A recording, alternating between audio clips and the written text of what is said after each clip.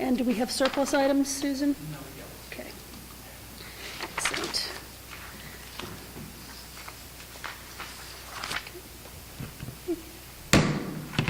I'd like to call the meeting of the Narragansett Regional School District School Committee to order, and we'll start with the Pledge of Allegiance. I pledge allegiance to the flag of the United States of America and to the republic for which it stands, one nation, under God, indivisible, with liberty and justice for all. All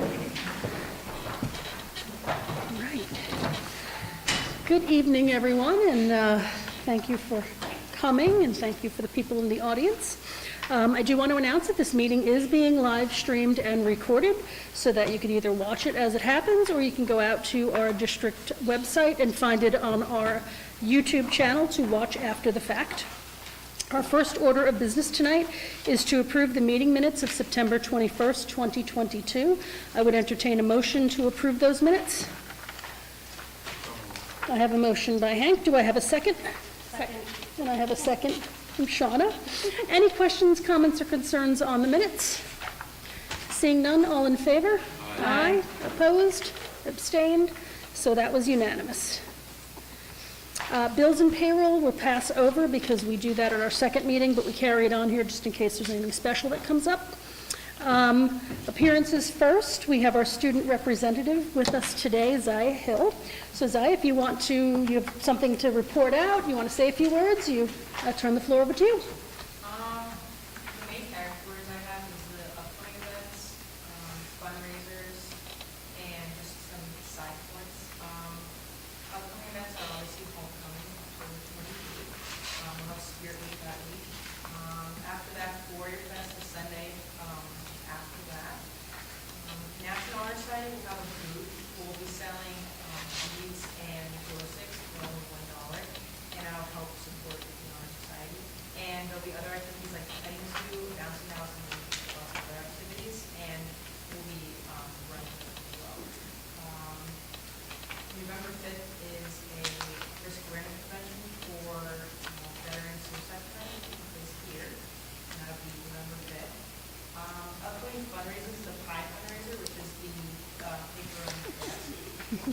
After that, Reed's the turkey raffle on November 11th, and then Trunk or Treat, which is actually coming up October 23rd, and that'll be here in Narragansett, and that'll be $5 per kid. Just sports.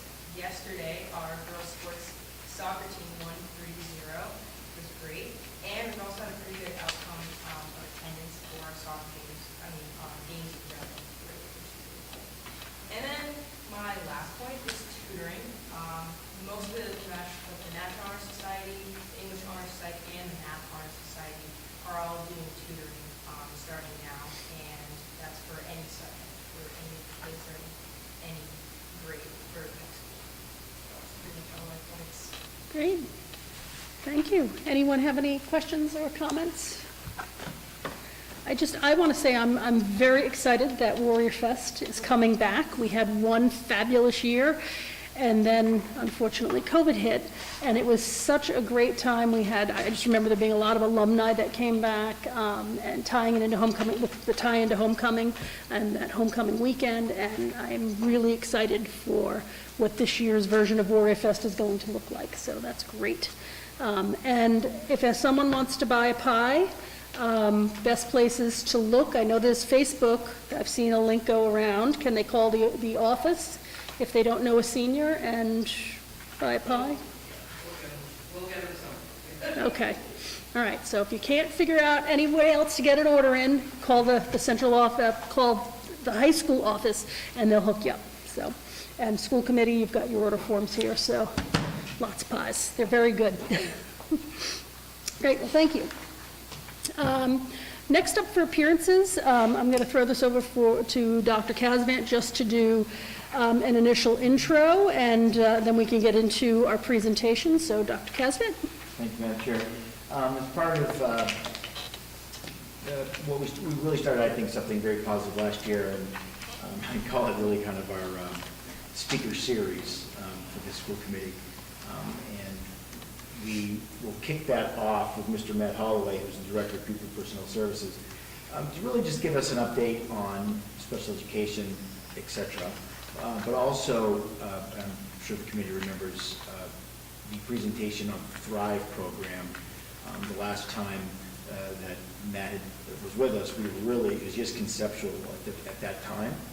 And so with a lot of hard work by he and his team, they have made it come to fruition. So, without any further ado, I present to you Mr. Matt Holloway. I'm not sure where he is. There he is, Yeah. behind Yeah. us. I couldn't see him. Is there a better place for Matt, if you can, I don't know if you can also, is that good? Okay.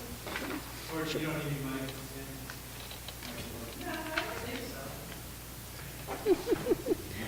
Good evening, thank you very much for having me and Kevin and for teeing me up. So I was going to give kind of a broader overview of the department, and then I think, if you're interested in the Thrive program or any other aspect of the department, in depth there. So I wanted to, it's always good to start with the students. We have a 18 to 22-year-old life skills program in the district. It is for students who need additional work on their IEP goals beyond the typical graduation.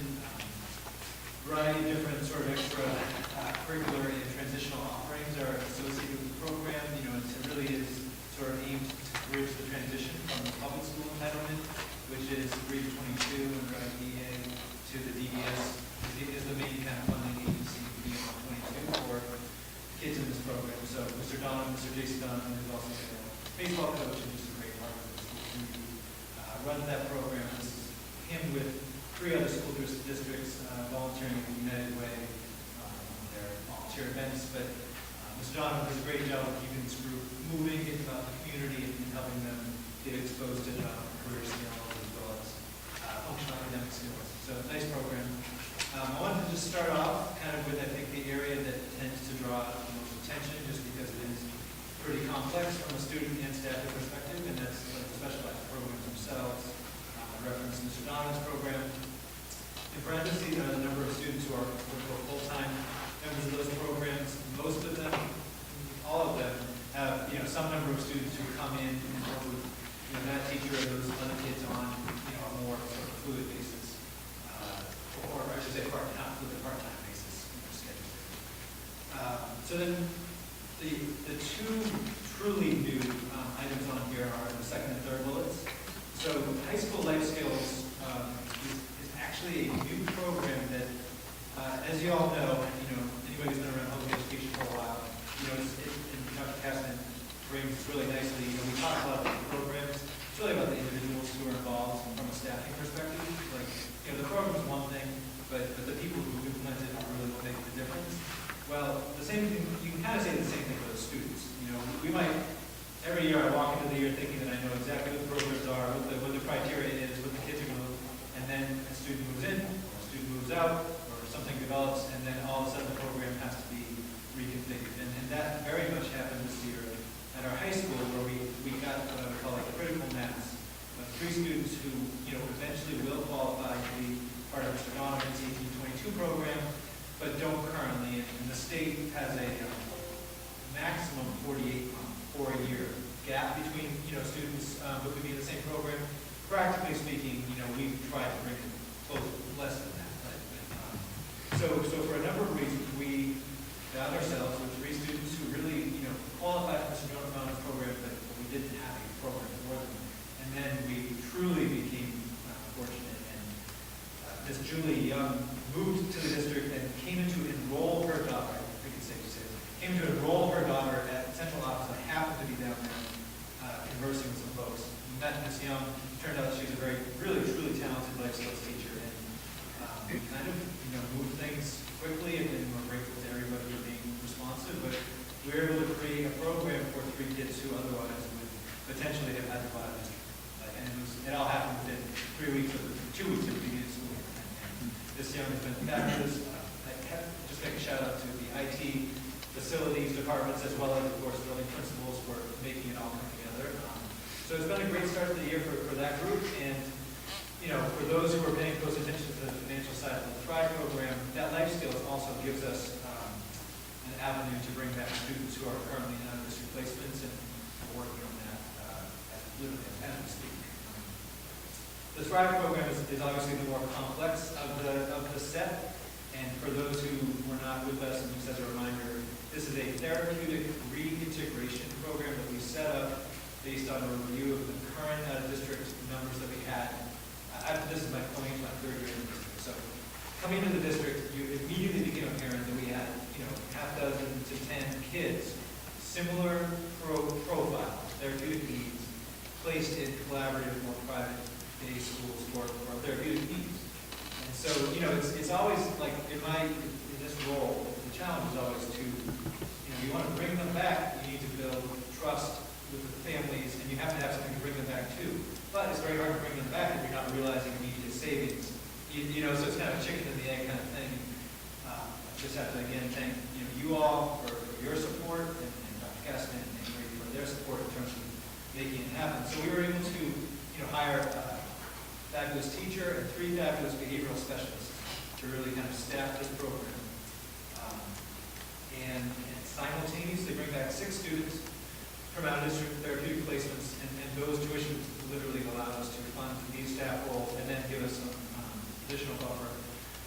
So the current number is 5, and I'm not going to get, I said we can talk about this stuff more sort of outside of public meeting, but current number is 5. I'm just going to leave it at that.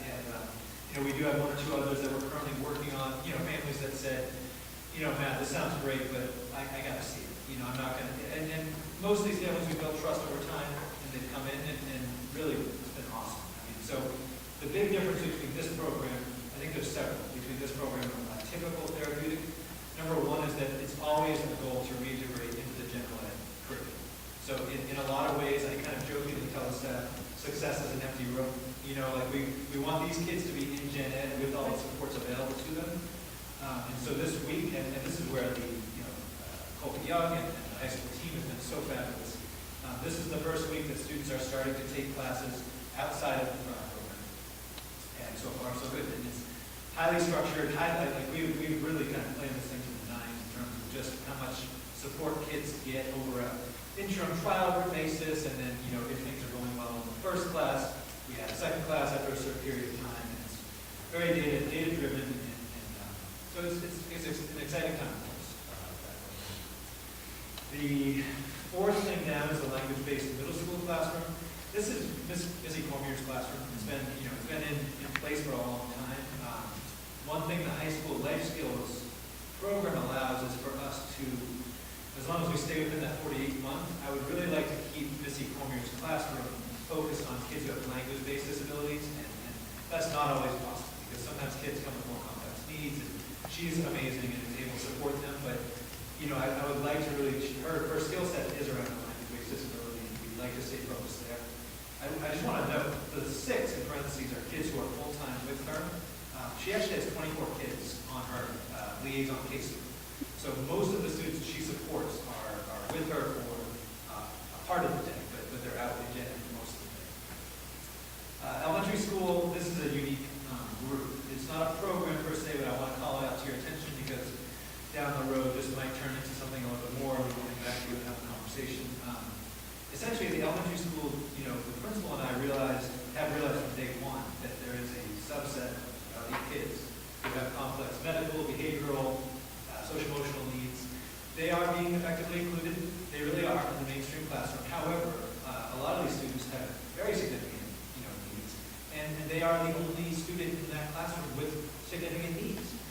So that's a beautiful thing in the sense that they are included amongst their same age peers, and really that's the purpose, that's the vision of inclusion. That being said, we always felt that there was value in knowing that you're not the only one. And so this home-based classroom is essentially a morning meeting and closing circle, where we bring the kids with significant disabilities together, just for the sake of, it's kind of a strange concept, but it's a social integration. It's just a peer, kind of an affinity group, if you will, for them.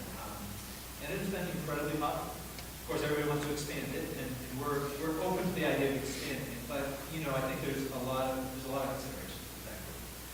So, but I want to bring it to your attention. Then, of course, preschool. That number, the 25 preschoolers, is actually preschoolers with IEPs. So, the overall preschool census is something like 97 right now. 25 of whom have IEPs, and honestly, I would be, Terry Lamonti, a slide rule, and probably like an advanced degree to explain how the preschool schedule actually works. It's pretty complex, but it does work really well. We got a lot of parent satisfaction, and of course, this is year one of full day preschool. And so, we hire a teacher for that, fully self-funded program based on tuitions, several students with IEPs in that program as well, and, I'm in there a lot. So, Jen, truly, when, as you all know, this can be a stressful job, and the fact that I can always just pop into a preschool classroom and connect with kids there is one of those things that, it's kind of a lifeline for me for mental health problems, is, just hanging out with preschool. Is that why Dr. Kazamian is often down at the elementary school and just? We crossed, literally yesterday, we Cross paths in the pre-K, so it was embarrassing that we're both in there going, this is my time. Yeah. We're not down there to see each other. Yeah. Right now. But all that being said, as I said, the programs attract the most attention. They're really the most complex in terms of student profile and staffing. But this is, I wanted to make sure everybody, particularly the public, understands. 94% of our kids with IEPs are in full or partial inclusion placements. So partial being 60% or less of your day. 40 to 60% of your day is partial. 60 to 80 is full, or 60 to 100 is full. So, when we talk about 300 or so kids with IEPs and 19 are in programs, this is where the bulk of your numbers, your IEP numbers live, are, unagent ed teachers. And so, 90, and I think this is as we want it. We want to see, more push for full inclusion the younger they are, and then as kids get older and needs start to surface more and more, then, then we have programs to meet those needs. So that's as we think it should be, although, we do continue to talk about potential additional needs at the elementary school, and that's always on the table. Services include, academic support, so our special education teachers work with paraprofessionals on, do I go into the classroom, do I support in there, do I pull kids out? It's again, talk about advanced mathematics to write these schedules as we go by. Behavior support, of course, social emotional support, and then of course our therapies, even speech, occupational, PT, OT, all those. The one thing that I really need to make a bigger public deal about is co-teaching work that's happening in high school. That has been a really great collaboration with the principal. And, last year we started small. We started focused on math because that was an area of academic need, particularly for kids with IEPs. And so we had two special education teachers who co-taught two algebra 1 classes and one geometry class. So start small, start to build some momentum.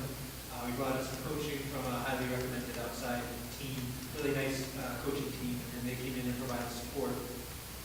And I think we had what I would consider a successful start to that. So this year is year 2, and we introduced a co-taught biology class, and then a co-taught algebra 2 class. So, the idea is to build small, build success, and then build on success over time.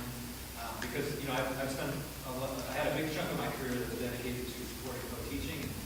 And, I've definitely seen districts where it's like, all right, this is what we're doing now across the board, and it just doesn't work that way.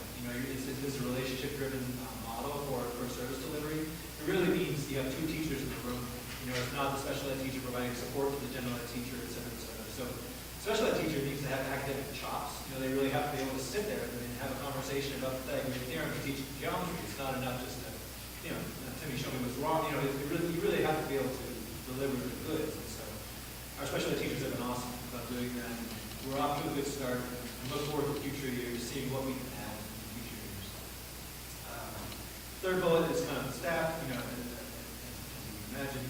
I want to take just a second and talk about our ABA pairs for a minute.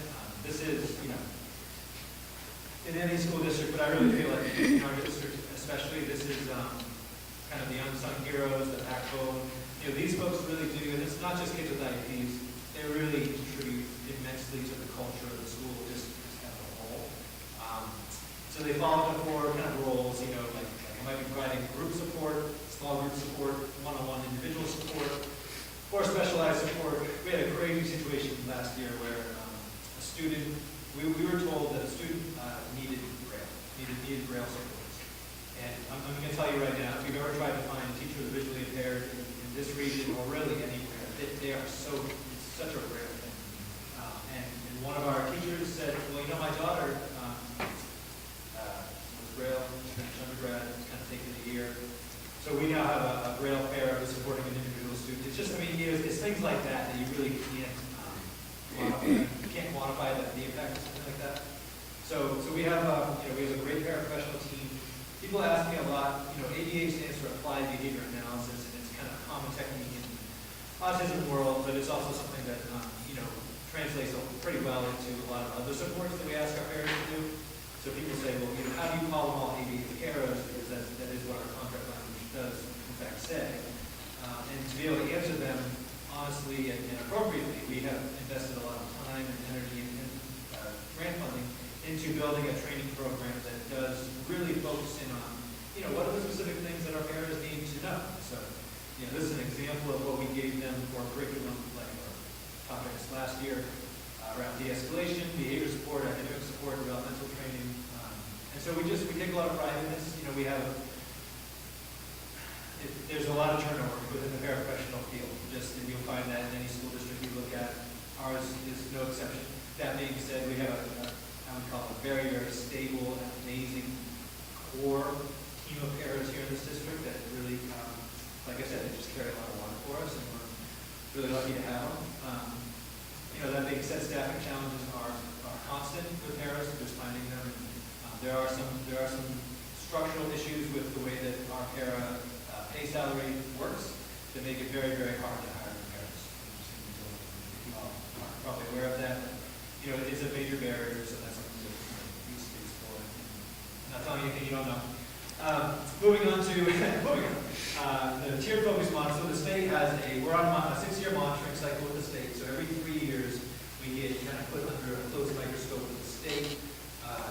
On the mid-cycle review, they look closely at civil rights, particularly, and then on the annual or the major review, they look at civil rights, special education, ELL, everything, the whole level. So 23, 24 will be the whole bucket on site, like they're literally in my office with files, going through files. I was just telling the staff today, I said, look, when they're in the room next year with those folders, the files they're looking at are this year's files. So we really just kind of get the word out that this is a major year for us in terms of making sure we meet timelines and on top of all of the compliance stuff that goes into special education. And I always make a point of saying, look, I know sometimes it feels like a lot. It is a lot. It's a lot. The compliance side of special education is a lot. But these are procedural safeguards that are in place to protect the most vulnerable members of our society, and we all over in that system. One thing that we're doing right now, so the desk review is actually happening this year, so we have to review our own files, we write some of our own files, kind of in preparation for the on-site year next year. One thing that we do that is helpful in that regard is bring in an independent consultant to come through and do some of that for us. And actually, it's more program specific, like talking to teachers, doing observations, but it also kind of gives us a preview of some of the areas that we might need to focus our attention on for next year.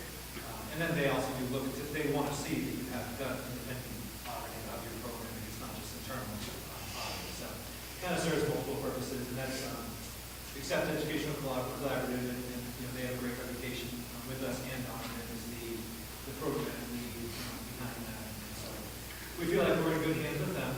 A couple more things. One is the CPAC. We have 3 really committed, fabulous, awesome, amazing CPAC officers who I can't speak highly enough of how consistently they have been, they've met with us on a monthly basis. That being said, that's it for attendance. We publicize it in all different means and all different ways, but we very rarely have any attendance outside of those 3 officers. And so my second year, last year, we published our entire list of, this is all of our sessions. We kind of steered more toward bringing in speakers, and you might remember the family information series that we did, digital health literacy, social emotional health, 3 or 4 kind of guest speakers. That was a joint venture with our CPAC because it's one of these things where we just weren't getting the attendance, so we figured let's bring in specialized presenters and kind of do that with them. So we continue to work with them closely and consult with them on all matters of special education, compliance, and beyond that, programming. They are the ones who host the annual training on special education, parents' rights, federal and state law. So it's a great team. And anyway, we're just really glad, even if it's just one person, for me, it's a really important pipeline to the parent perspective. And then, of course, the informal stuff is just picking up the phone and calling families, sort of central to what we do every day. That CPAC is a major part of our charge within our department. I just want to put out a handful of goals. And from day one, as Fed Director, I've kind of thought of these 5 areas as being like my 5 areas. Always things that, any given year, like some years you have to kind of reinvent public education every 3 weeks based on the health data. But, some years things change from year to year. But these kind of 5 areas: student success, parent satisfaction, staff recruitment and retention, fiscal responsibility, and legal compliance. Kind of like the major goal areas, things that I try to maintain a broad lens, because it's very easy to get sucked into any one of these, and then if you over-commit on any one, you lose sight of the other 4, and then so it's kind of a balancing act for us. And, we have an amazing team, small but mighty. You all know Ashley. She presented to you before on the BINAS social emotional screener, which is currently open. Actually, parents who are listening back to that, it's really, really important to us. And then Cheryl, of course, is really kind of bringing the operation, keeps things. It's really rolling smoothly with us. And then of course I don't include our amazing staff, which kind of spreads throughout. But we have a great team, and we're really grateful for your support. I think this district is incredibly supportive and sensitive to the needs and education of kids with diverse needs across the board. And that includes IEP, 504, English learners, homeless, bento eligible, foster care, all those kind of federally protected groups. We do a really great job with, and we just appreciate your support across all those areas.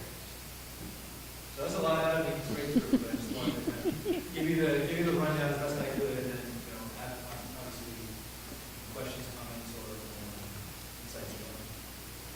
Okay, thank you. That was very thorough, and I know initially we talked specifically about Thrive, and I'm so glad that you brought a good overview. I think there's so many pieces to your area's services, and we don't talk about them enough. Because, it's a small population, but it's significant, and every student deserves the amount of attention that they need to succeed. So I thank you for expanding, especially, I've been here for quite some time, and it's amazing to see how our services have grown and become more structured so that we can look at these and really see we're making a difference. So thank you. That's great. Questions, comments from the group? The only thing that I'm going to ask, and I don't want an answer tonight, is I would love to maybe circle back, and maybe we could do this at a finance meeting, and just talk about numbers. I know with Thrive you had done an initial presentation, and I'd be curious, especially with the next budget cycle coming up, to hear, what are we looking at, and how can we expand the program if the timing is right to do that. And I know also, I think when we last met with the pre-K, and I know we're going to do another session to talk specifically, I had challenged to say, how quickly can we get another classroom? So those are the things that I like to talk about, how we can see improvements, but also do a lot of the funding through the programs that we're putting in. So I would love to get, more analysis once we've got the program kind of set and you see where you are. So. Yeah, happy to. And I think finance is a great place to kind of dig into some of that stuff, because it does get complex, and honestly, there are a lot of moving parts, and the parts, whichever one you use, might have been, kids and staff, and so it's a little bit sensitive in terms of, public meeting stuff, but I do want to be happy to provide whatever is. Great, thank you. Anything else? I see a lot of head shaking. Well, we appreciate the report, and we look forward to, I'm sure we'll call you back in for an update on things, but thank you, and I know that congratulations to you are in order. I hear that you have a new little one at home. Yeah, I was going to say, so please feel free to exit to get home and help out there, and thank you for coming. Great. Excellent. All right. Next up is public input. Is there anyone from the public that wanted to come forward and speak? You have someone, if you just want to, I know who you are, but I'll let you introduce yourself. If you want to come maybe down front, Sylvia, so that you can get on camera. Just for a couple of things, hopefully won't forget. Yeah. Hi, my name is Sophie Haley, and I live in Phillipston, and been involved in town politics. Susan and I used to work together, as a matter of fact, for about 20 years or so. And periodically, I always like to come and see what's going on in the school system, even though my children are all grown up, but now I have grandchildren in the school system. And in particular, I have a granddaughter who's in Phillipston. I say Phillipston because I'm from Phillipston, but she's in the elementary school here in Templeton. And she is a school choice, and that's why I said Phillipston, because that's where I thought she was going to go. But I have a question about, has the enrollment increased since the first day of school, now that we're in October? And in particular, I'm thinking of elementary school.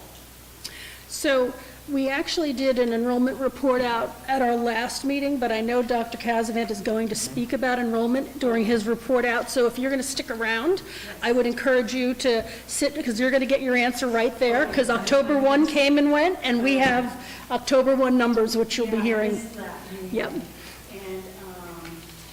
the school choice, do you know how many school choice children are in the elementary school? So again, you're going to, yeah, it'll be there, yep. Okay, how about busing? I do drop off, and I see a lot of cars. And I'm just curious, I get the number of school choice, but, I mean, Phillipston school children would be on the bus, Templeton school children would be on that bus. No school choice children are not on that bus. I don't think that everyone wrapped around that school are school choice. I mean, that's just my thoughts. And I've seen Dr. Casvan out there, probably watching, and it's going kind of crazy this year. Yep. And he spoke about full-day preschool. How's that going? It sounds like it's going well, and that's good, and maybe this will be answered too. I have no idea what the cost is for that, and I meant to ask that the first meeting, but I forgot. Any idea what it costs for a full-day preschool and then the half? You know what, I don't know if you know what, we can catch up if you don't mind after the meeting. We'll try and pull the numbers for you and get those. So, And I think that's it. I Okay. guess I'll get my answers. great, thank you, Sylvia. I think just a comment on what Sylvia's saying about people who are residents that drive. I'm giving some of my school committee members evil eyes here, because I was one of them with my kids, dropping them off and them not taking the bus. So you're right, there's a lot of parents who just drop for a whole host of reasons. So it's certainly something that I'm sure that we'll get a transportation update. I don't know if we'll get one this meeting, but maybe the next one, to talk about, you know, what it's like getting in and out of schools, because we do go over that, and I know that Anne Marie spends a lot of time on the busing piece of it and from a safety aspect. So, great, thank you. Anybody else have anything to say? Margaret, I just want to mention that the cost for preschool is on the TBS website. It is on the, okay. So it can be pulled up, but we can go into it, after Yep. as well. Okay, great, thank you. All right, well, thank you, Sylvia. We always love having people speak, so.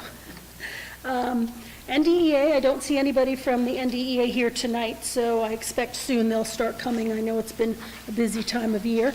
We'll get into the budget update. We really have, just FY '22, maybe a quick status on where things are in FY '23, which I think at our next meeting we'll probably get more into, but I don't know, Anne Marie, how you're doing on your reporting? The end of the year report is done.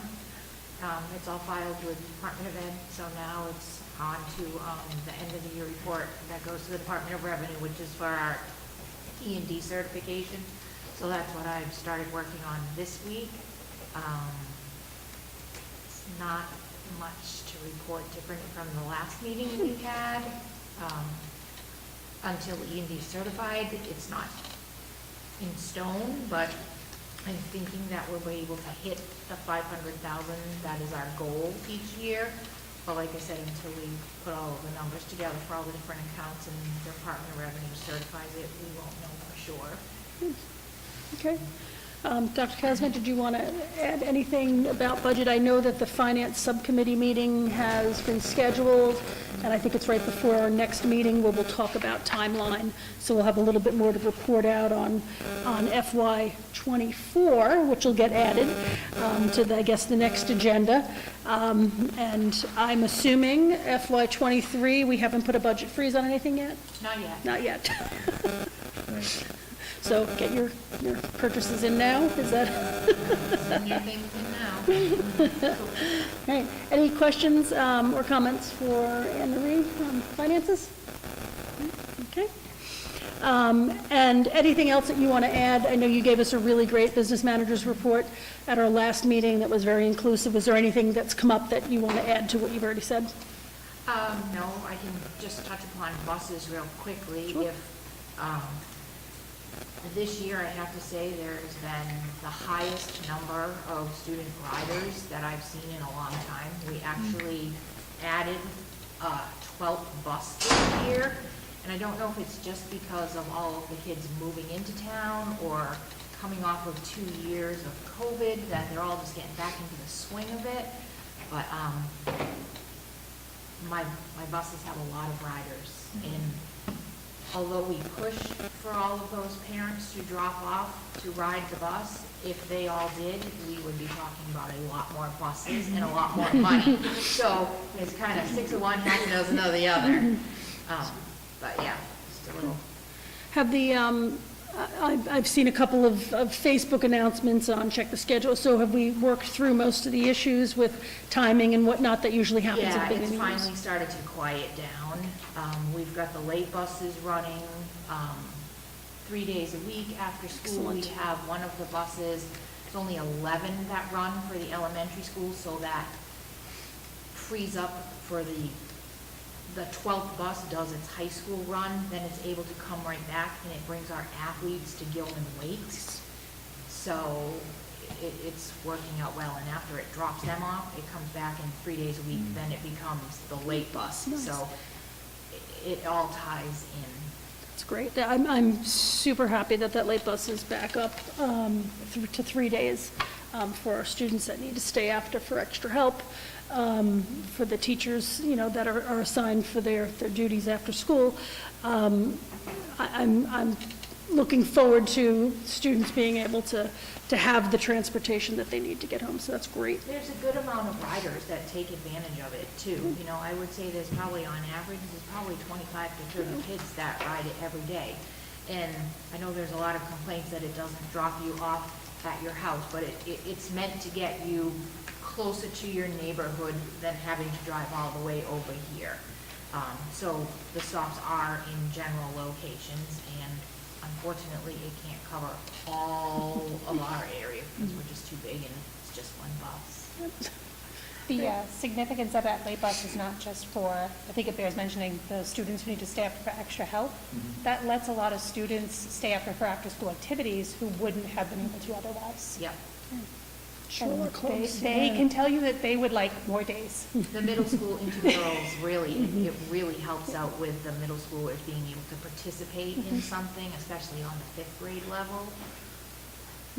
It's a very huge, huge piece of, you know, Do you have convenience for our personal students. experience? I do. Although my children make me pick them up because they don't like how, you know, where the late bus drops off. But I watch the kids getting on the late bus, and you can tell who, you know, might not be able to participate otherwise. And my children have said that from their peers as well. So it's fantastic. Excellent. Great, well, thank you for that update. All right. Curriculum and instruction update, just as if anyone didn't notice, we did move this earlier in the meeting. It's going to be a lot of information, so we're fresh. So I'm going to turn it over to Dr. Casavant first, if you want to say a few words about this presentation we're about to get, or feel free just to turn it over. Yeah. Thank you, Madam Chair. So MCAS, the scores, are now in the wild, as they say. They were embargoed for I'd say about 2 or 3 weeks, and in that time, we worked feverishly trying to make heads or tails of the data. This, generally speaking, it's confusing for most unless you need the in MCAS data. This year will be no exception, given that the variables of when MCAS, what MCAS score tests were given last year, they were, it was half and half. The year before that, there was no MCAS, no student growth for a couple of years. So Molly will do, honestly, a fantastic job of winding her way through this information. We presented last night to the to the curricular subcommittee, not the curricular, it's not the Academic. academic stuff, thank you very much. Same thing. It's on so many of them. And, we worked out a few bugs, so to speak, in terms of trying to present the information certainly in a more clear and palatable way. So with that, I turn it over to the very capable Molly Spurgeon. As Dr. Pascan mentioned, the data was released publicly last Thursday afternoon. So it is public, it is released, and we've been working feverishly since then to unpack that here. So what I'm presenting to you today is really the big picture overview of the data. We have a lot of additional, more detailed data that we're going to be unpacking at various levels with our principals and administrative team, with our teacher leaders, and with our teachers. So please know, today is really a big umbrella picture of where MCAS data shows across the district. To give an overview about MCAS and the pandemic impacts we've seen on the testing schedule, first, if you're unfamiliar, MCAS is a statewide assessment that assesses students' achievement and growth in relation to grade level standards. So at the last meeting, we talked a little bit about our STAR assessment. Unlike STAR, MCAS is not an adaptive assessment. It does not change based on student input. Students take an assessment that assesses end-of-the-year grade level standards. All students take the same questions, same assessment for the most part. Students are assessed in 3 subjects: English language arts, math, and science. All students in grades 3 through 8 and grades 10 take English language arts and math, and science assessments are given to students in grades 5, 8, and 10. Statewide testing, there's been some interesting patterns over the past few years as a result of the pandemic. So 2019 was the last year we had full MCAS data for all students. So for this data we're unpacking today, 2022's data, 2019 was the last time we had a comparable assessment across the board. As Dr. Pasman mentioned, in 2022 there was no assessment given across the state due to the onset of the pandemic, and then in 2021, grades 3 through 8 had a modified version of the assessment. They were essentially doing half of the test. So we're going to be looking at the data tonight in 3 different categories. We're going to be looking at achievement level data, student achievement level data, which is whether or not students met the criteria for the assessment to meet grade level standards, essentially. So students are coded into 4 categories based on their score, their scale score. They're either considered to be exceeding, meeting, partially meeting, or not meeting. And so for the purpose of this data, we're looking at the percent of students who fall into the categories of meeting or exceeding. Later we'll talk about growth data and then school accountability data. So when we look at the first data set, this is not our district's data, this is the statewide data. So this is a lot of information we're going to be looking at. The state is recommending we compare the data in 3 sets. One being looking at this year's data alone. The state is using the phrase that this year is the new benchmark for MCAS. So in some forms, the state's saying, look at just this year's data. They are also encouraging us to look at this year's data compared to 2021, as that was the last testing year. However, in grades 3 through 8, it was a modified version of the assessment, so just keep that in mind. Then they're also encouraging us to compare to 2019, which they're considering pre-pandemic, and 2022 as a post-pandemic assessment data. So when we look at data, we're going to be looking at it in those 3 cohorts. So the data that that's here is our English language arts data for the state, not our district data. What you'll see in the first three columns are the percent of students who met or exceeded the ELA assessment for that grade across the state. So for example, in third grade in 2019, statewide, 56% of students met or exceeded the assessment. Statewide in 2021, that number shifted to 51, and then in 2022, that number shifted to 44%. The next set of columns are the growth patterns in the percents from year to year. So from 2019 to 2021, there was a decline of 5% of students meeting or exceeding statewide. In 2021 to 22, a 7% decline. And then looking from what they're considering pre-pandemic to post-pandemic, 2019 to 2022 is that last column. So the summary and takeaway of this slide is statewide, we are seeing consistent declines in literacy scores at all grade levels from 2019 to 2022. That aligns with what we saw at the last meeting when we looked at the nationwide data, with the NAEP data. So probably to no surprise to any teachers who've been teaching during the pandemic, we're seeing a decline statewide and nationwide when we look at literacy data. So with that in mind, now let's take a look at our district's literacy data. So when we look across the board, we're seeing similar trends in our district that we had to that we see at the state, in the sense that we're seeing declines generally speaking as well. But we have some pockets here that are really positive. We are seeing, we saw a slight increase in our grade 3 scores from 2019 to 2021, which is a different pattern than the state saw. Our grade 10 students this year have outscored the state. The 59% is higher than the state's percent of students that are meeting or exceeding. And we've seen a positive growth pattern from 2021 to 2022 with our test. So we have some pockets where we're seeing a different pattern than we're seeing across the state. When we look at the state's patterns for math, we're seeing a little bit of a different pattern. What the state saw from 19 to 2021 was a decrease across the board in math, with significant decreases in grades 3 through 8, all double-digit decreases. From 2021 to 2022, the state saw increases in math across grades 3 through 8. I think it is noteworthy to remember that the test was a portion of the test in 2021 as well. And then, so they're considering those patterns that they're seeing from 2021 to 2022. They're using the word recovery from the pandemic to describe the patterns that they're seeing in the math trends.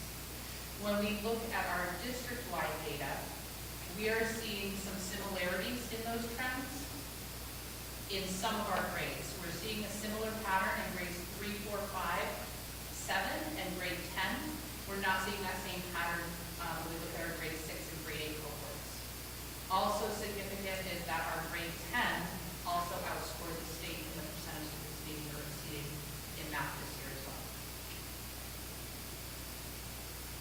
When we look at our science data statewide, there was also a decline that the state saw in the science data from 2019 to 2021, and there was a slight increase, 1% increase in grades 5 and 8 from 2021 to 2022. One thing to note, looking at this for the state, is that you won't see any past year's data listed here for 10th grade science, because the 10th grade switched from taking the old, what was called the MCAS legacy assessment, and they're now taking the MCAS next generation, either for biology or physics. We administer biology here. And so there's no historic data for that reason, since they're not comparable scores. When we look at how our district performed, we don't see, we see sort of some flat data or some slight declines in grades 5 and 8. We did outscore the state again in grade 10 on the science scores significantly by 21 points, 21%. So to kind of sum this up, because those were a lot of numbers, a lot of really busy information. When we look at ELA data, statewide there were declines across the board since 2019. For our districts, we had some pockets of growth with grades 3 from 19 to 20 and grade 10 from 21 to 2022. And our district outscored the state in grade 10 ELA by 1%. When we look at the math trends overall, statewide there were declines from the 2019 to 2021 school year, and there the state saw increases in grades 3 through 8 from 2021 to 2022. At the district level, we showed increases in grades 3, 4, 5, 7, and 10 from 21 to 22. And our district outscored the state in the percent of students scoring on 10th grade math by 7%. When we look at our science scores, the state showed a decline in that first set of years, 19 to 21, and a slight increase in 21, 22. And our district outscored in 10th grade, outscored the state in 10th grade science by 21%. So those are sort of the takeaways I'd like to leave with rookie achievement. We also unpacked the data, not just looking at how students did in relation to the standards, whether they met or exceeded expectation, we also unpacked it at the level of students' growth patterns. So the state reports growth in a measure called Student Growth Percentile, or SGP. It is a range from 1 to 99 as a percentile score. And what is considered average in a percentile score is 50. And the state creates a band that they consider typical or average growth being between 40 and 59. So when we look at our SGP scores, we are often looking for 50 or higher. That's usually our goal.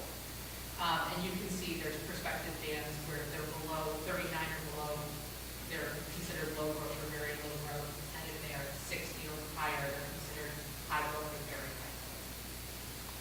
So this data we are only showing for our district for this year, as we haven't had SGP scores since 2019. And so when we look at our district's growth scores for ELA, there's no score for grade 3 because that's the first year they take the assessment. So there has to be a previous assessment in order for there to be an SGP score. This is a cohort score, and when we look at this for our grade level cohorts from grades 4 through 10 for ELA, all of our grade levels are falling within that typical growth band. When we look at our math patterns, we're seeing grades 5, 7, 8, and 10 falling within that normal growth band for the student growth percentile. Our grade 4 is falling in below, and our grade 7 is falling, 6 is falling below for math. And so our takeaways here, all of our grades are showing typical growth range for ELA, and we have quite a few grades that are falling in that same pattern for math. The last data point I want to share with you is a school-wide accountability percentile. This is also a score that is the 1 to 99 range. This is one number that's given to a school that really indicates the overall school performance for the school compared to like cohort schools. So compared to similar schools, similar makeup, so similar grade levels served, similar enrollment numbers, and similar level of subgroup populations such as students with disabilities, EL students, and so forth. The reason that this is something that's noteworthy is that this is how the state identifies, this is the state score or accountability measure. And so it's how schools are identified as needing support or intervention from the state. The state, or DESE, is required by federal law to identify and provide support to any schools that are considered in the lowest 5% or low performing, and the commissioner may consider any schools in the lowest 20th percentile as underperforming schools. So when we look at our data for our schools, these are the accountability percentile ratings that we currently have. When we look at the high school has been fairly stable as we look at 2018, 2019, those are the last years that we've had accountability scores, and this year. So they're currently in the 53rd percentile. When we look at the middle school, they've had a little bit of a dip in growth pattern, but they've been pretty consistently in the 30 percentile range, and they're currently at the 34th percentile. When we look at Templeton Elementary School, they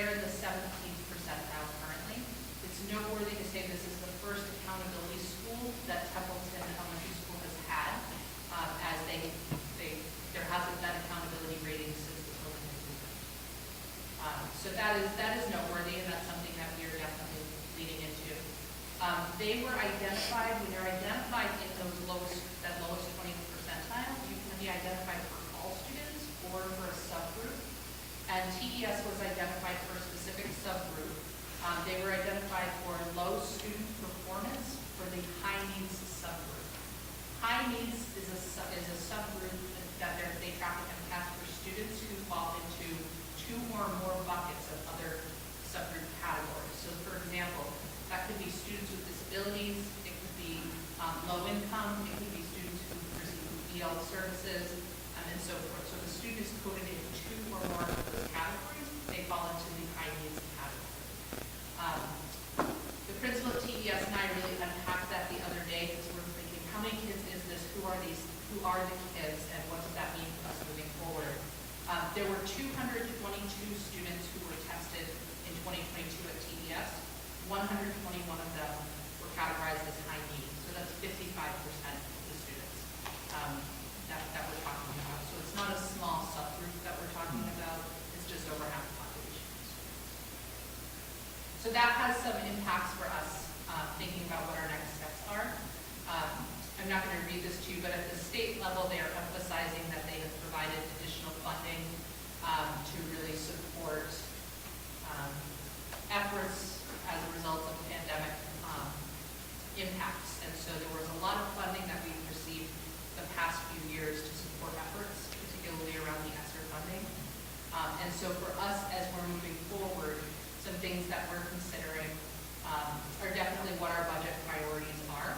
We know that our ESSER funding will be spent by the end of this fiscal year, and we are using that funding to support additional teachers over at TES right now to reduce class size. So that's a consideration that we're going to be really leaning into and having a lot of conversation about when we talk about our budget priorities moving forward. Additionally, we want to celebrate the areas that we saw where we had average growth, because that average growth pattern we saw was in the midst of a pandemic. And we want to make sure our teachers recognize that and that we're really leaning in and advertising that and really celebrating that as a win, and celebrating wins where we're seeing patterns where we have receptive students scoring above the state, for example, grade 10 across the board. We are digging a lot further into this data and using it to both identify patterns, trends, and specific needs of students and use that to plan. So this for us was really confirming that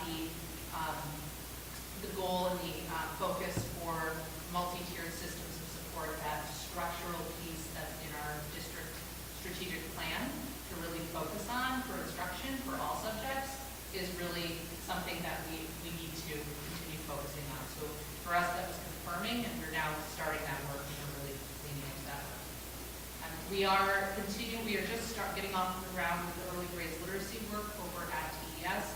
Our literacy consultant or coach has been in meeting with all grade level teams, and she's beginning to unpack early literacy related data and support the teams with putting action plans in place, to support whole class and small group and individualized instruction for literacy over at TES. Our administrators are really focusing their feedback as instructional leaders across their buildings. We've identified our district priority standards this summer, and a lot of those are focusing on the use of data and the adjustment to practice in classrooms using that, which ties really well with our district goal around the multi-tiered systems of support structures that we're talking about in place. Additionally, at our high school level, we've secured funding to begin planning to put in place an after-school literacy tutoring program. So we're really excited and eager to get that up and running. And we will be continuing our social emotional learning initiatives so that we are continuing to support students with any additional needs they may have coming out of the pandemic and reintegrating back into classrooms. So that was a lot of information. I appreciate your attention. You do have these slides available, so if you want to dig deeper into some of those numbers that I flashed up and took down fairly quickly, please know that those are available to you. And I'm also happy to entertain any questions that you have. Well, thank you. That was a lot of information. That was. Jen, you want to start? Since I've seen it, I have a quick comment and two quick questions. My comment is, one of the things we talked about with the high-needs students during our academic subcommittee meeting was that this is a group of students that was particularly impacted by COVID and all of the disruptions to in school, out of school, access to teachers and programs and things that, were not as easy during that time period for them or for their families. And so I did just want to emphasize that that's something really to consider when you see that score, is that this is a group of students we'd already identified as needing those additional supports. And, definitely those budget priorities are going to come into play there. And then naturally, being a parent, I know that if there are any parents watching this meeting, their next question is going to be, when do they see results for their students? And then I wondered if, in addition to that, you had any quick comments about how parents should be talking to their kids about these results, because there's a lot to keep in mind. And if you just had like a point of advice for parents when they are looking at what comes in for their individual students. Absolutely. So first, in response to your first comment, you're right. Our elementary students, they had to bring some instruction in some of their foundational years. So early literacy skills, early numeracy development was all impacted. So those are definitely some places where we're looking at how we're providing ongoing support for our teachers and for our students. So thank you for mentioning that. The parent reports are we just received an email release from Desi this morning about that. I believe they are coming out, they're getting the paper versions of those are coming to schools on the 6th, which is tomorrow. So they should be seeing those in the coming week. Okay. Thank you for asking. And my recommendation for parents around looking at reports is to really focus on growth and where they see growth patterns with their students. And also remind them that this is one data point. This was one point, one day in their life as a student. And they'll also be, taking a look at their STAR data reports and other ongoing pieces of feedback from teachers through conferences and so forth. So just that this is one point in time, one data point. I know MCAS holds a lot of weight when you're at the high school level in terms of graduation requirements, but that this really is one point in time and should be looked at as such. Anyone else have any questions or comments? I do have one, just regarding the social emotional learning initiatives. Obviously, the pandemic affected the scores in the children immensely. So what are some of those initiatives that you have in place, and where can parents find more information on them if they are interested in getting some additional help? Absolutely. Some of those include things like our schools this year, our principals have been revisiting with staff what are common expectations, behavior expectations across all settings. And so you may see when you walk in the middle school, you may see some new posters with beautiful sunset with their new shared behavior expectations that they've been rolling out. So some of that work has been done during the opening weeks of school to reestablish clear expectations for how we operate in schools and how we create safe and engaging communities. So that information can be found on the school websites, also in the school improvement plans, which we'll be talking about I think later in the agenda as well. Some of those other initiatives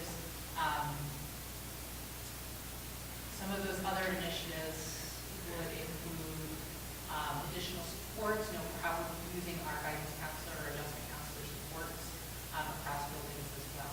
So if you, as a parent, or if you have a specific question regarding a need your child would have, I would definitely recommend that they reach out to building principals or someone who they would connect them with guidance staff as needed. We also have had a lot of work put in place with our care teams across each school to really focus on that team mentality for safety and support.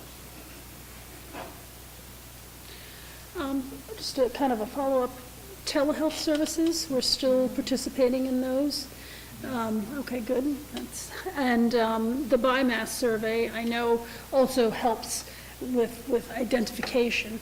But I think to your point, Katie, is if you're a parent and maybe it didn't come out in one of those surveys, and you know that, hey, my kid could use Obviously, a some. lot of kids are struggling, Yeah. so. Yep, great question. Anyone else? All right, well, thank you. This is a lot of data. I'm sure that we may have questions going forward. And we look forward to hearing how we're going to be using a lot of the supports we have in place as you really hone in on the areas that jump out as, I guess the first low-hanging fruit, and then other systems we need to put in place. I think what was interesting to me when I saw the data was it confirmed a lot of what we've talked about over the past 4, 5, 6 years at least. That whole MTSS, the multi-tiered support systems that we've been talking about and we've been putting in place and growing and expanding. So I don't think necessarily any of this was shocking data, but it was a reconfirmation and will bring about a recommitment to the programs that we will use to help bring those scores up and give the students the services they need. So thank you. Anything else that you want to add for your curriculum and instruction update? Not tonight. Okay. Excellent. The answer to that is always yes. Yes. I know, I'm like, No. All right, school committee comments. Is there any comments from the school committee? I'm going to go to Heather first because I know that she's got to do her PR. Short and sweet. PTO meeting, the next one is scheduled for Tuesday, October 18th, 6 to 7 p.m. We meet in the Templeton Elementary cafeteria. We are trying very hard to have an event that might be on Tuesday, October 25th, but I have a couple more pieces of information to make sure we're okay to proceed, so I can't give you any other teaser other than maybe save the date, just in case. Just in case. That's it, thank you. Anyone else? And I just wanted to add to that there's a 4th grade field trip tomorrow to visit the Quabbin. They're all very excited as long as the weather cooperates and all things fall into place. And then we just got our notifications in backpacks today about going to pick pumpkins, which is very exciting. And if I'm remembering correctly, October 9th. You know what, I might have been the 18th, because when I was sending out Okay, my so invite- don't go by what I just said, but pumpkins are coming up, and look in your kids' And just bags for that permission Get a slip. big canvas bag or shopping Yep. bag and put it in their backpack now, just so it's ready. Yeah. And traditionally, this is thanks to the Lions Club in town. Thank you for that reminder, yeah, that's right, that's right. So exciting stuff happening at the elementary school too. Say that again? But Ann, that wasn't that long ago. So, Anybody else? Yes? Mine's not as exciting as pumpkins, but I just want to say thank you to Dr. Cassavant and his team for last week with all the notifications regarding if there was an incident here, there was other incidents at other high schools in the area. As a parent, I just want to say, it's hard, right? When there's an issue, you want to see your child, you want to hug them and have them continue with your day. Well, it's 9:30 in the morning, and you know that's not going to happen. So as maybe, your phone keeps blowing up with messages, you're still getting those notifications to know that the buildings are safe, the kids are safe. The teachers, they live in our communities, right? They have kids in these surrounding districts as well. So it's probably unnerving for them to sit in their classroom and wonder if their child's safe. So it's just a big thank you to everyone because it's unsettling for all of us. And, what's sad when I did see on the news one of the high schoolers, I think at Ash West, she said, oh, it's kind of like we're used to this by now. I mean, isn't that awful? Like, we shouldn't be used to this. So, again, it's just nice to get those notifications. And then, when you pick up your kid later in the day, you just give them an extra hug. So, I just want to say thank you. Anyone else? So I have a couple of things. One, it is National Principals Month, the month of October. So huge shout out to our principals, and if you could pass along, and I think I could speak for the committee, I don't want to put words in their mouths, but great big thanks to the principals and our administrative staffs, letting them know that we do recognize and appreciate everything they do, and to celebrate themselves throughout the month. So we thank them. The second piece is it is World Teachers' Day. It is not National Teachers' Day, because that's in May. This is World Teachers' Day, actually on today, on October 5th. So again, a big shout out to our teachers, to thank them, being recognized around the world. And I know we do have some teachers who have been around the world doing some teaching things, so that's kind of exciting. So a shout out to the teachers. I also wanted to pick up on something that Matt had brought up in his presentation, our entire para staff. Without them, we don't really work. They perform such an important role in and out of the classrooms with the kids, and the impacts that they make on these kids' lives, it's just amazing. So a big shout out to them as well. So anyway, those are my three things, and I think that's it today. All right. Let's see, next up on our agenda, surplus items. There are none for, actually, I do see we had some cloth masks. Oh, no. No, those came on, okay, I must have copied. I think that was from last. Okay, I will take that off. So, okay, so all this, we're going to pass over this. We don't have anything to approve tonight. No student handbook updates as of tonight, so we're good. We'll probably take this off the agenda for the next meeting, and then if we need to bring it back for something specific. But we like to carry that just in the beginning of the year in case anything comes up. MASC conferences, the resolutions I've attached to the agenda, the resolutions that MASC will be taking up and discussing at the joint conference on November 2nd. Two things with that. After speaking with Jen, we had appointed her as the delegate, and I believe I was the alternate. Unfortunately, Jen can't do that, so I'll step in then, since I was the alternate anyway, to do that, so we'll make sure that happens. What I would ask is that then if everyone can just take a look at the resolutions and read through them. I don't know where my copy was, thank you. They're pretty self-explanatory. I don't really want to take any more than the time to say, read through them, and then at our next meeting, we'll discuss them and discuss how we as a school committee would like to vote on these, because each committee gets one delegate at the delegate assembly, and the delegate will vote as per the committee's wishes. So take a read at it, we'll discuss it next time and go from there. All right. And, sorry. School improvement plans. Again, this is an introduction to the school improvement plans. As part of state law, every school must have a school improvement plan. And in this district, we have our strategic plan, we have a district improvement plan, and then the school improvement plans are all underneath those, and they kind of feed, it's a waterfall effect. These are here for you to review.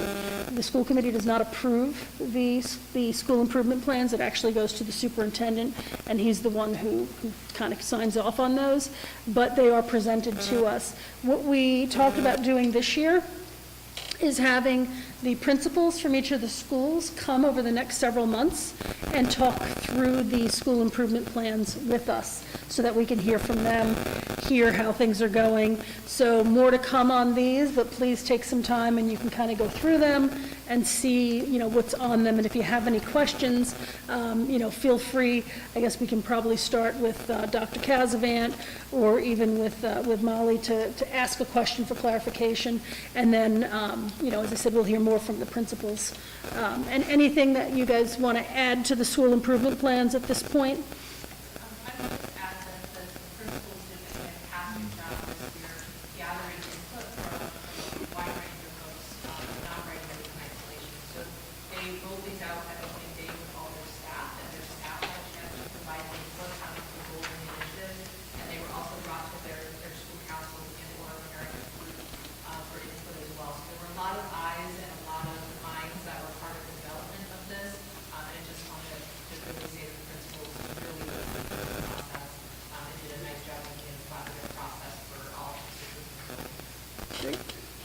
Excellent, thank you. Well, please send our thanks along, and we look forward to meeting with them as we get them scheduled on our agendas.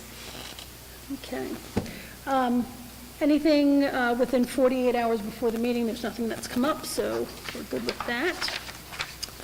And now I will put it over to Dr. Casavant for his superintendent report. He can fill us in on all things, maybe staffing, if there's anything to talk about, school choice and enrollment, which I know is a big thing, school safety update, regional agreement amendment committee updates, whatever you have for us that we haven't gone over. Thank you, Madam Chair.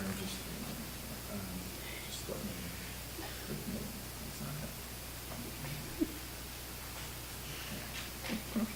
Maybe it'll work. Maybe. All right. Thank you, Madam Chair. So, the day has finally arrived in which we have our numbers.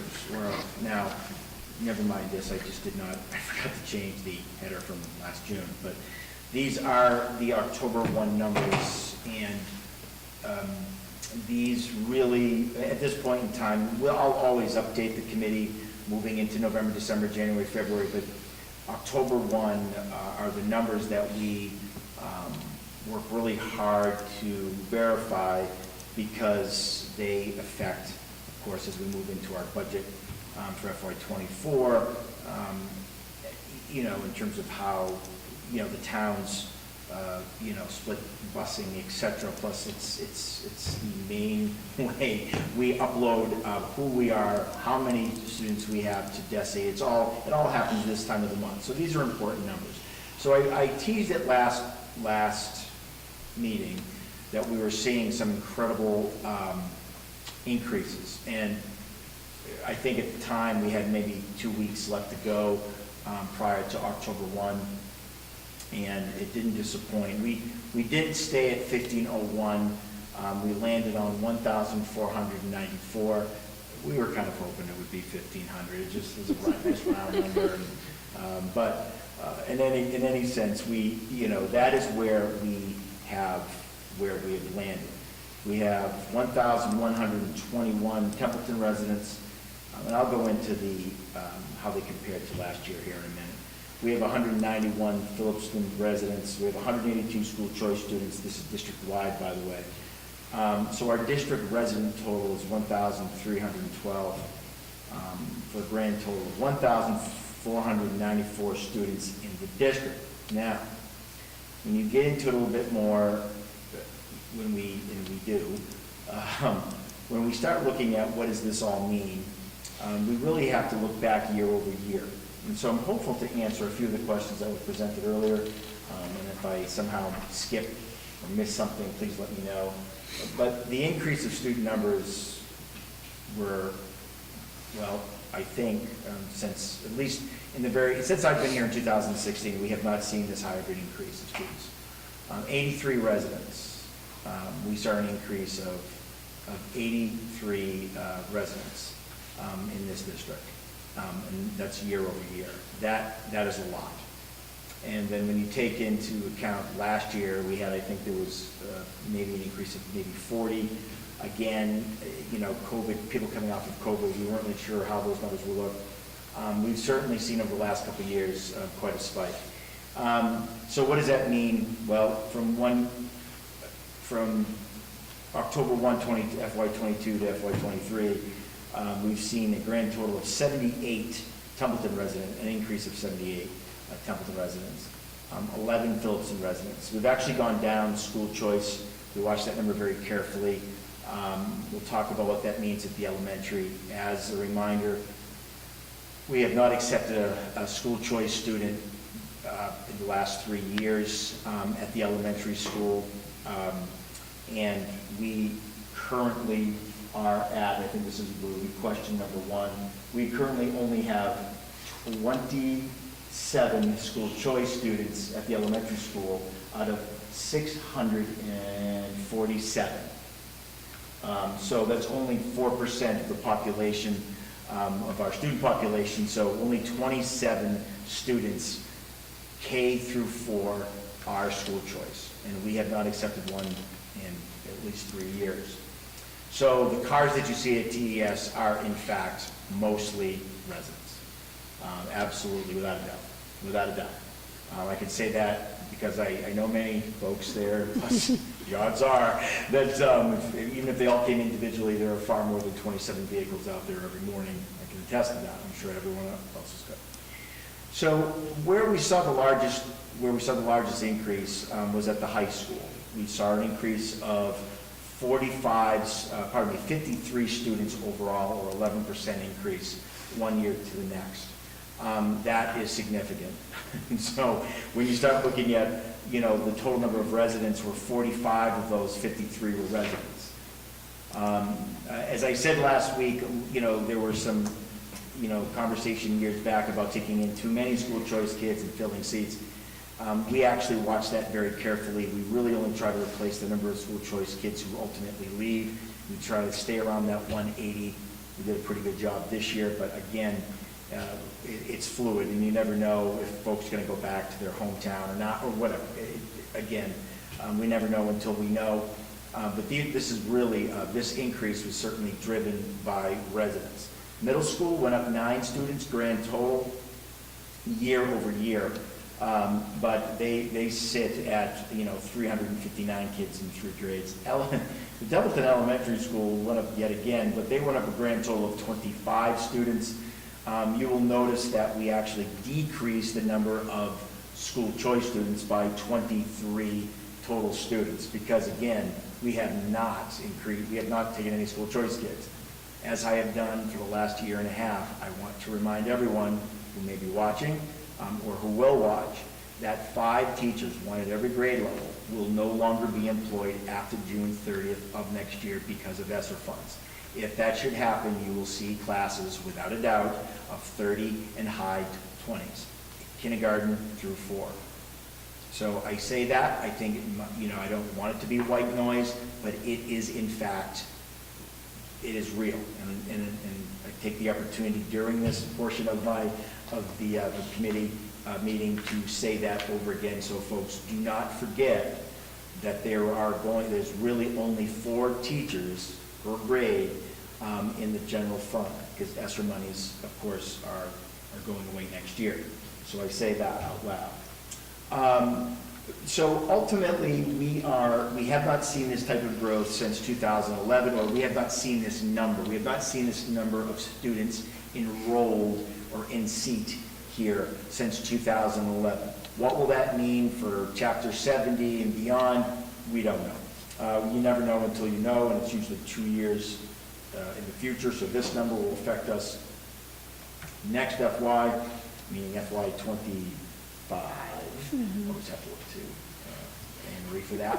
But the fact is that we have increased our student population every single year. How will the COVID year affect us? Again, because everybody's numbers were because people enrolled and homeschooled. I don't know. We don't know. We actually have a meeting on that. Mass is actually putting it out. Nope, I take that back. Mars is actually putting out is doing a little video or a Zoom tutorial on how to look at your per pupil, expenditure in terms of, not expenditure, but in terms of Chapter 70. So we'll sit through that. Some interesting things. To date, we have 40 fewer homeschool students than we did last year at this time. Okay? We are +1 when you look at the FY19 number, which we kind of remember when it was normal. So FY19, things were going along swimmingly. So we only have 1 more homeschool student. Remember, we were talking about that. In our data, in our registrations, this just through the last month and a half, or August and September, 12 homeschool students returned. Now, where did the other, 20 some odd go? They probably came back last year at some point, or they went other, who knows? You don't know, but the fact is that I had kind of teased this last meeting about it was a high enough number where I thought that it was significant. When I look at withdrawals, and I remember withdrawals happen all the time, and not, and lots of times we don't receive the information that we would like. Simply sometimes parents say, I'm withdrawing. Or they just never show up, and then we, through our SIMS information, we find, or a district will call us and say, yeah, we have a record release for so-and-so student. We don't know ultimately the reasons or why, but when I look at the withdrawals, the information that we were able to get, again, this is always a rolling number, but in the last 97 withdrawals, 30 of them were Monty Tech. Makes sense? So that's roughly around 31%.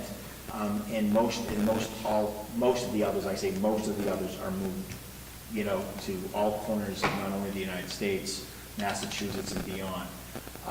We won't know how many students school choice necessarily until December when the preliminary comes out, but generally we capture that when other districts request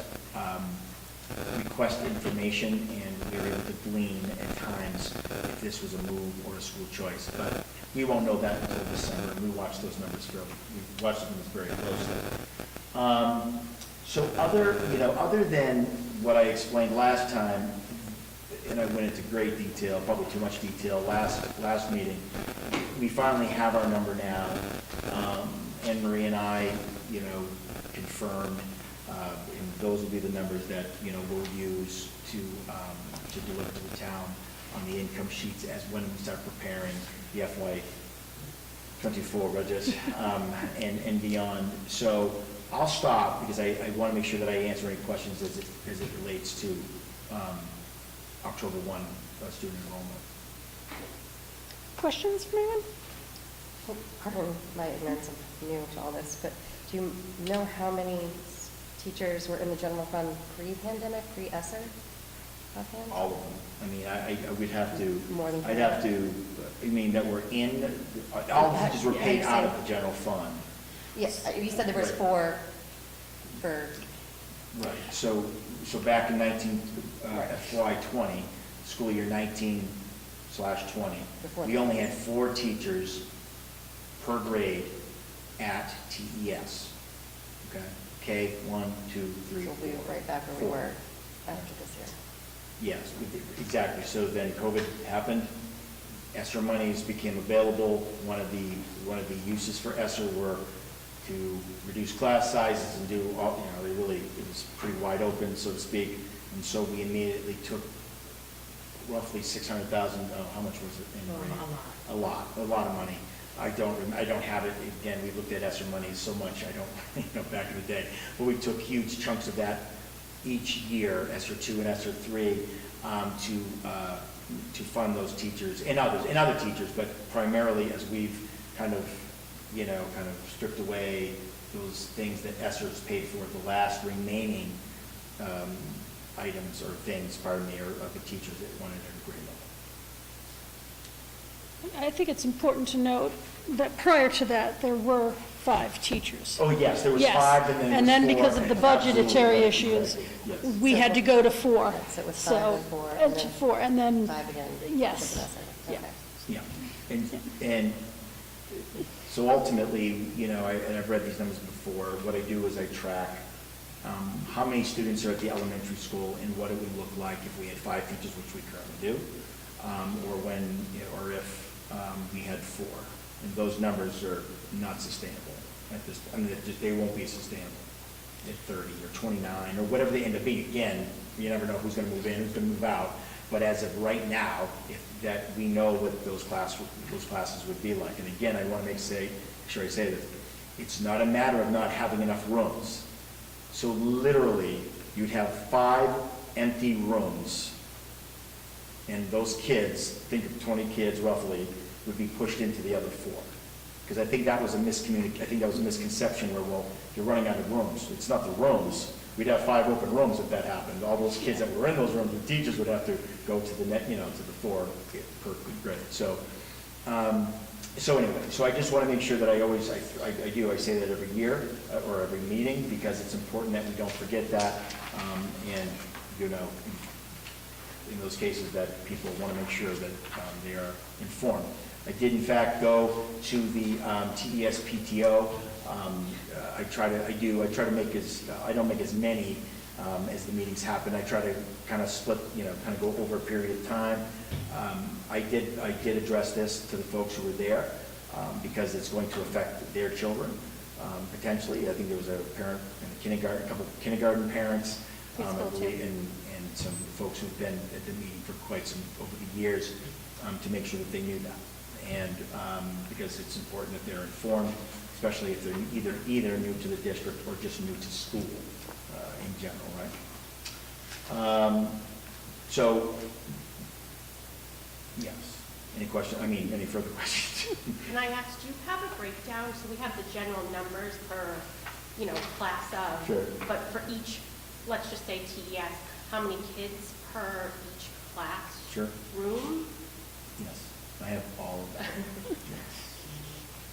And to speak back to your point, if we go back to, 2019, when there was a budget cut, there was a kindergarten classroom, if I'm correct, that did get divided up because the budget got cut. So we're, They all were cut. it's not just hypotheticals that this No, could no. happen. It actually did physically happen in our district. So On just December for 11th. parents to be aware. On December 11th, a class at each grade, I'll say 20 kids, whatever it was at that time, they were then redistributed to 4 existing classrooms. That happened. That happened in Right. December, which was literally the worst, and I can, listen, this is saying a lot, the worst week in my career. So I have to tell you that it happened. That's exactly what would happen. It would not happen mid-year. Right? So let me be clear, the budget would be finalized and we know where we sat, in June to, moving forward, to, in September, call it. But that had to be done because of the failed, override. And I think to the point, whether it's mid-year or November, kids and teachers already have a rhythm by that point. They're already established their peers and, a good relationship with their teachers. So whether it's a few months in or, a few weeks in, I think it's still devastating for the students and parents, to provide that structure as well.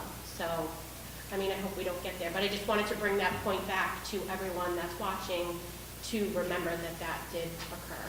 And it's not just something that might happen, it's very real and possible. The 4th grade is high at 26. It would be at 32 if you only had 4. The 3rd grade would be at 29, 27 in the 2nd grade, 24 in the 1st grade. And an unbelievable and literally unmanageable 27 in the kindergarten.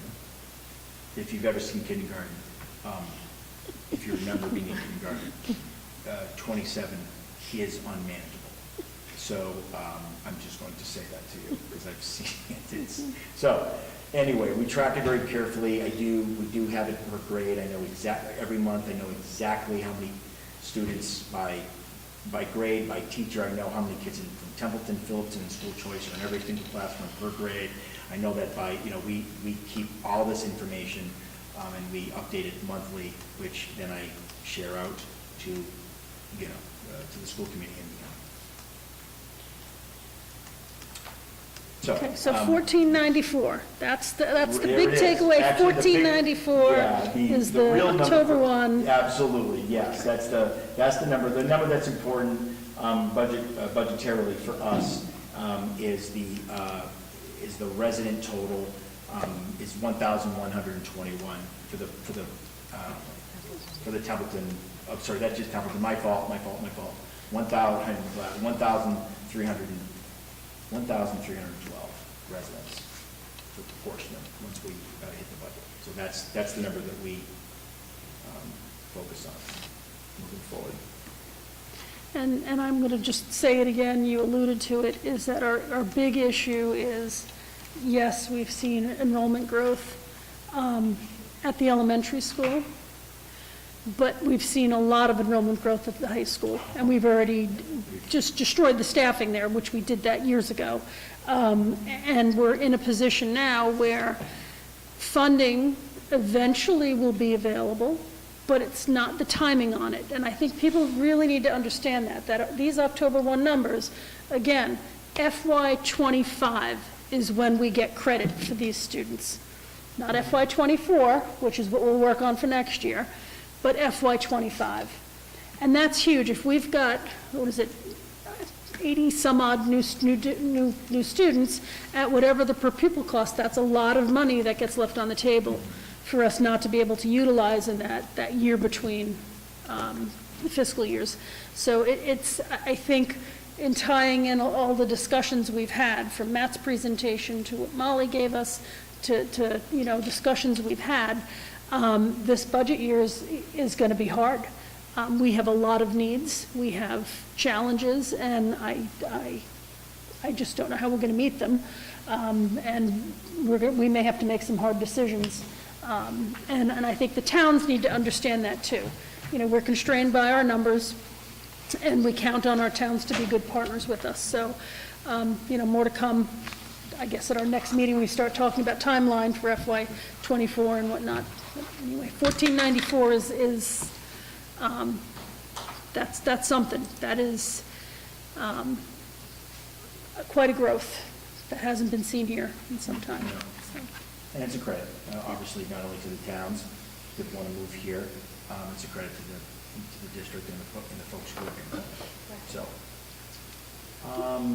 okay, so a couple the area, not us, had a bomb threat. If we're to be very clear, 2 districts received bomb threats roughly at the same time. We were not one of them. Sergeant Fliss and I and Mr. Young and the rest of the administrative staff were in communication like literally the minute it happened. And I appreciate that, thanks to the communication, I certainly will pass that along. Though it does still, it's still a point of frustration because as Sergeant Fliss, the SRO, and I were speaking today, is that we were immediately besieged with phone calls. It took us only 11 minutes to put out a message that ultimately said, it's not us. We've received this information from another district. We're just letting folks know. I don't remember how many phone calls the Templeton PD actually received in the 11 minutes that it happened, but it was a lot. And so the fact of the matter is that we know that we'll never get ahead of it. We'd like to, but I can tell you personally that people were calling their parents from the affected districts, who then were telling other parents, who were literally calling me, calling the police station, calling cell phone. And it was hard to get information out because too many people wanted information. We understand that that's a need. We understand that, with the way technology is today, that we'll never outrun it. We will never get ahead of it. But we're going to work real hard to ask the patience of the community to allow us to get information out. Because, to be honest, folks calling us makes it hard. Matter of fact, it delayed us. If I am receiving multiple calls on my cell phone and I'm trying to get a message out, literally on scene, that delays. Same thing with Sergeant Fliss, same thing with the police department. You're going to have to trust us that we are going to absolutely let folks know. The priority is to make sure that the schools know. So if you're, an obvious, right? This is an obvious statement. If, if your goal is for the students to be safe at all times, we take care of them first. Then we notify folks of what we can notify people, okay? So there's, you know, it was funny to see, we did that in 11 minutes, thanks to Susan and Rick. We have it down. It's unfortunate that people say, and it's true though, right? We're kind of almost used to it. I would think glass half full is that we are used to communicating in a very quick and efficient way when things need to be efficiently communicated. I will say to you that, and I please take this the right way, parents, you're not our priority. You're not. You will absolutely be communicated with. You will be communicated when we are sure that our kids and who are in our charge and our adults who are in our charge have the right information and they are safe. You then will be communicated with. We did it in 11 minutes. That will not be the norm. Why? Because we were not affected. So we had the, I think, the luxury of simply notifying people of saying, we're good. We got it, we understand it, we're good. That's an easy message to put out. If that was something that would come to this district and we had to manage that, it would not have been 11 minutes because we have to take care of our kids and adults first. And that is our priority. And then we will communicate out. And so I get it. I get that kids are going to use their cell phones. I get that adults are going to use their cell phones. They're going to say things. They're going to call. They're going to, if you tie up these lines, it's going to slow us down. Okay? We're not going to answer you, by the way. That's the other part. We're not going to answer you. I have my job, well, 1,000, right? 497 students plus 275 staff, priority one. They're first. I will take care of that first and then communicate out, and we will communicate, and we will let you know what's going on. We will. I promise you, you're gonna have to give us time. We need to work on that a little bit. But Sergeant Fliss and the safety group are going to definitely take up on this. But I wanted to take this moment to say thank you, because people did call us and say, we trust you, we get it, thank you very much. But I'll tell you, the wave of calls that we were getting, and it wasn't us, it was hard, and I can imagine that for the two districts that were, you know, involved, it must have been even harder for them. We have, by the way, we have workarounds for that, and, you know, and we utilize them, but it was tough, but we're gonna work on it. Speaking of communication, if you remember the SIP, and I know that you read it nightly, because the school improvement plan is like a good book, you just can't put it down. October is the month for the communication survey to go back out. I'm smiling because I remember some former school committee members who used to make fun of me about my surveys. I don't care, I'm putting that in the survey. But ultimately, if you remember, we said, how do you want to be communicated with? Because one of the things were that people aren't communicating with us enough. We're going to put that out, because maybe things have changed in 6 years. Facebook was overwhelmingly the number one way that people wanted to be communicated with for certain things. And so we're going to put that out with a little, you know, with a blurb about what we've done so far and how is it working, where can we improve, et cetera, right? That means mass communication, yes, but also how can we communicate better in almost any aspect. So that'll go out in the month of October. I think that honestly, that's it, Madam Chair. I think that's more than enough. Yep, I was actually going to say, let's talk about the RAC at the next meeting. I think we'll have more information then anyway. Yes, I'm sorry, yes. Yeah, let's just, yep, okay. Thank you. Anybody have anything for Chris at this point? Okay. I'm just going to make a general comment. Subcommittees, meeting dates have been selected. Initial meetings are starting to take place. As part of your first meetings, you can go through the recommended dates and switch anything up. Like, you know, don't do to Susan what I did. And I'm like, that's not going to work. That's not going to work. I sent some of those too. Yeah, I know, it's hard because you put it on your calendar and you're like, that's not going to work. Exactly.